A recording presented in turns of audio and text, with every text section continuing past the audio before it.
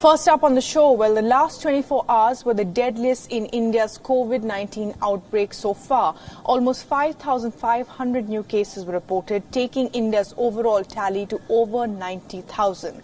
The death toll is also showing a steady rise. 120 COVID-19 related deaths were reported in the last 24 hours. Before we analyze India's trajectory over the last couple of months, let's show you some important figures. More than 34,000 people have recovered from this illness, so India's recovery rate stands at around 37%. The mortality rate from COVID-19 in India is just over 3%.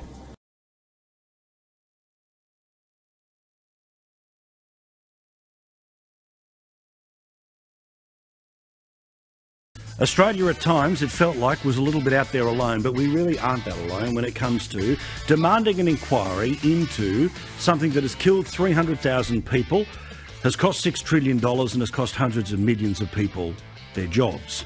Not just the United States, but also heaps of other countries have decided to join us in demanding that inquiry. Not asking that Xi Jinping or any member of the Communist Party be led away in chains, not suggesting that there should be compensation paid to the rest of the world, just simply we want to know what happened, what went wrong. Now, if the Chinese could somehow prove that nothing went wrong, well then maybe there's a different conversation, but to prove that, there's got to be independent eyes that get involved. Well, now we learned tonight that 62 separate nations are supporting Australia in our call for this inquiry.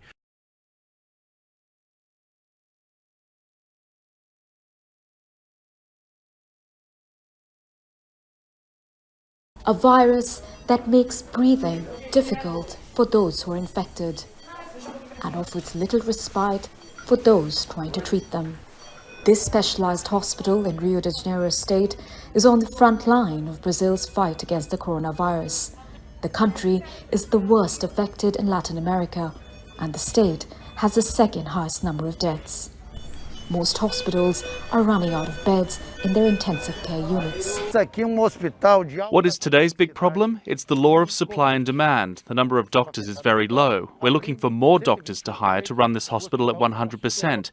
This disease isn't kidding around. Whoever thinks it's a joke is going to lose their life.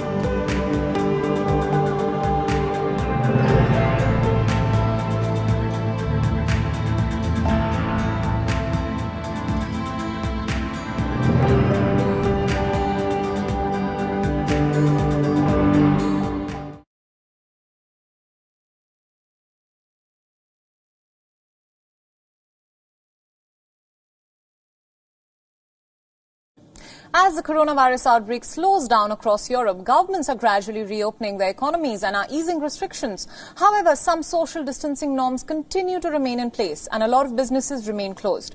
Thousands of people across several European cities are holding demonstrations against ongoing lockdown measures and have called for a complete removal of COVID-19 related rules.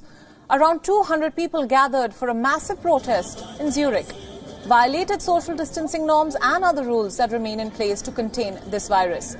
The protesters demanded they have a say in the government's policy making and called for reopening of the economy. The Swiss government is also gradually lifting restrictions and trying to recover from the pandemic.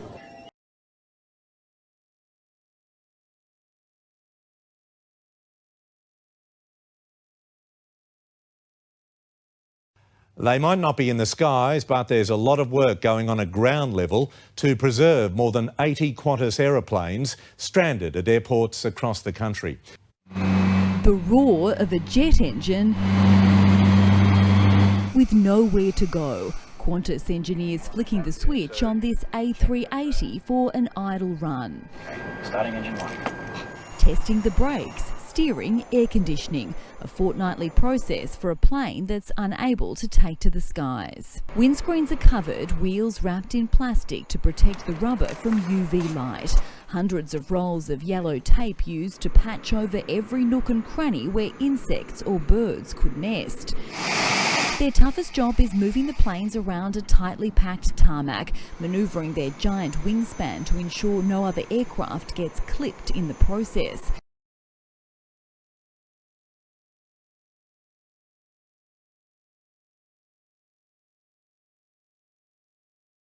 A home-built light plane has nosedived and crashed, killing an experienced pilot only metres from a runway in the Hunter Valley.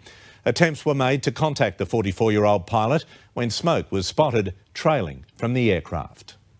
The wreck of a home-built ultralight aircraft, only metres from homes and the runway of the Royal Newcastle Aero Club.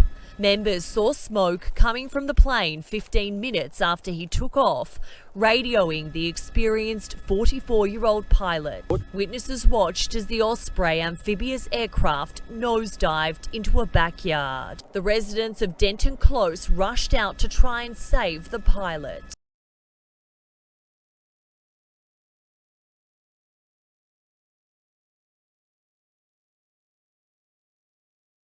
The political deadlock that arose in Afghanistan after the disputed presidential elections in the country in September 2019 it seems that it has come to an end after the election results were announced in February this year that showed Ashraf Ghani as the winner with a very small margin. Both Ashraf Ghani and Abdullah, who was the other frontline runner, announced their victory, and both of them held inaugurations on the same day.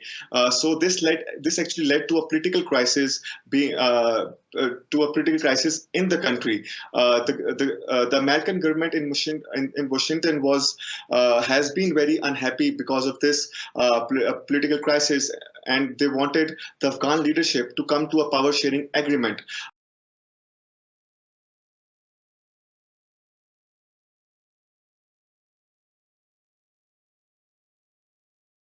First up on the show, a dispute between India and Nepal has escalated into a full-blown diplomatic crisis. Now, Nepal will be issuing a new political map to regain the territories which clearly belong to India.